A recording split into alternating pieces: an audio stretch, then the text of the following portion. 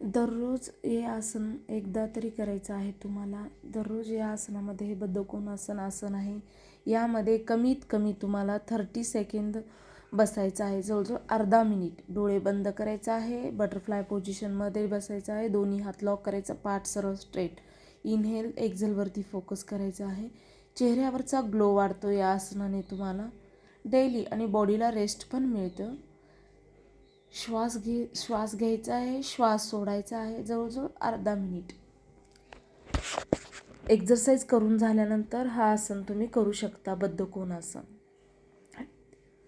त्यानंतर तुम्ही एक्झरसाइजच्या मध्ये उग्रासन करू शकता. दोन्ही पाय जास्तीत जास्त अंतर घेऊ शकता. टाळू मॅटवरती ठेवण्याचा प्रयत्न करा. टाळू मॅटवरती ठेवता येत नसेल तर दोन्ही हाताचा आधार घेऊन, दोन्ही पायात अंतर घेऊन तुम्ही थांबू शकता. यामध्ये थाई चेंजेस कमी होतात, मेंदूला रक्तपुरवठा प्रॉपर होतो, ब्लड सर्क्युलेशन प्रॉपर होतं, आणि सावकाश हाताचा आधार घेत मान सरळ वरती यायचं आहे. यानंतर बैठक स्थितीमध्ये गुडघ्यावरती थांबायचं आहे, दोन्ही हात साईडला ठेवायचा आहे. कॅट पोझिशनमध्ये आल्यानंतर टाळू मॅटवरती ठेवायचं आहे. याने पण डोळ्याचे आजार पूर्ण कमी होतात, मेंदूला रक्तपुरवठा प्रॉपर होतो, माइंड शांत राहतं.